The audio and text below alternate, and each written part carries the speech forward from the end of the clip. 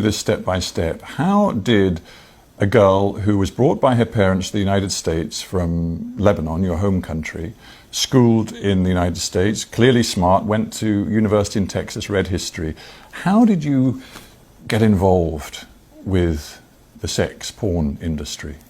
I don't think low self-esteem discriminates against anyone. It doesn't matter if you come from a great family or if you come from a not so great background. I struggled my entire childhood with weight, and I never felt attractive or worthy of male attention. And suddenly, my first year of college, I start losing all this weight from making small changes. And by the time I graduated, I was ready to make a bigger difference. I felt extremely self-conscious about my breasts because that was the first thing to go when I lost all the weight. I lost about 50 pounds. I don't know how many kilos that is, or stones. Well, it's a considerable amount of weight. Yeah. It changed your body, it changed you physically. Completely. Yeah. So my biggest insecurity was my breasts. So I wanted to more or less go back to what they normally were. And once I did that, I started garnering all of this attention from men, and I was never used to it. And I felt like unless I held on to it and kind of did what was asked of me or what was expected of me, it would go away. And after feeling what it was like, that validation and, you know, the compliments for the first time, I did not want that to go away. You were spotted, I think, on a street. I mean, there you were a young graduate wanting to sort of find a job, and you were spotted on a street by a guy who said, I can work with you, and clearly he opened up and said, it's the porn business. What was it in you that far from running away, was drawn into it? It wasn't. That's not how it was. It wasn't just, hey, do you want to come do porn? It was more so, oh, you're beautiful. Like, would you like to do some modeling? Oh, you know, you have a great body. Like, I think you'd be great in nude modeling. Things like that. And after I came and toured the studio, you know, it was very respectable. It was a gorgeous location. It was in Miami, in Doral, Florida. It was clean. Everyone who worked there was nice. All of their cubicles were decorated with family photos. Like, it was nothing dodgy or that made me uncomfortable. And after the first time I went in wasn't the first time I filmed a porn movie. It was the second time. The first time was more so, do you want to do this? Like, sign the paperwork, et cetera, et cetera. So these guys, they just saw you, frankly, as a money machine. Absolutely. But you still had no advisors, you had no lawyer, you had no nothing. So what 21-year-old has a lawyer on retainer?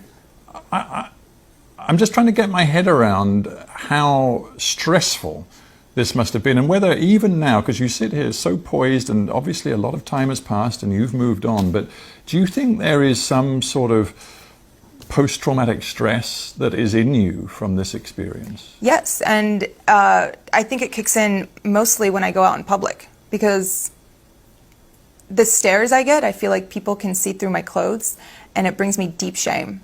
It makes me feel like I lost all right to my privacy, which I did, because I'm one Google search away. Yeah, and those images you cannot expunge.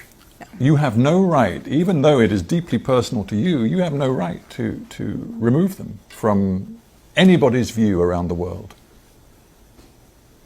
Yeah.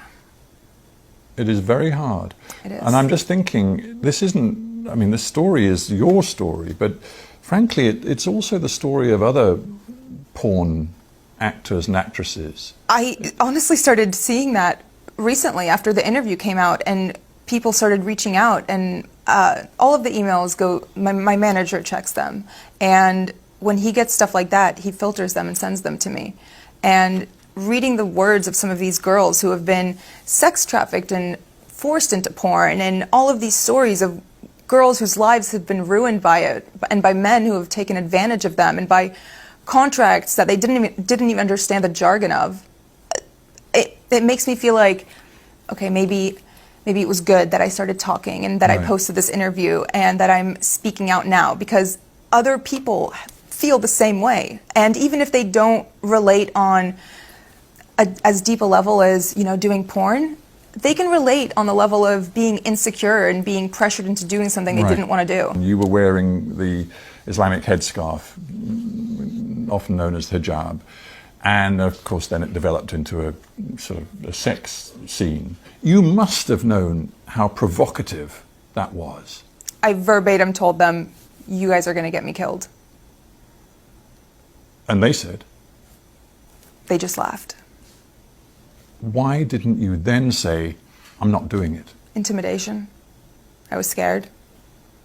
But I knew that if I said no, it would, you know, they're not going to force you to do it.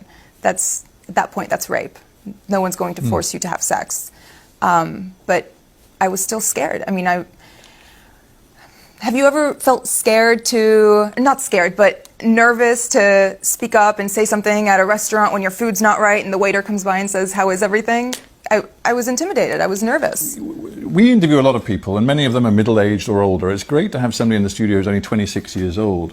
There is a school of thought which says that our culture as a whole, I'm not just talking about the United States or the UK, but many, many countries, is being pornified, and that young people in particular are so exposed to pornography, so young in their lives, that it's materially changing the way males and females relate to each other, the way they think about relationships in a potentially very corrosive, damaging way. What's your take on that?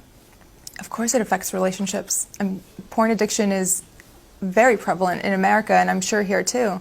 The things that men see in videos, they expect from the women in their lives, and that's just not reality.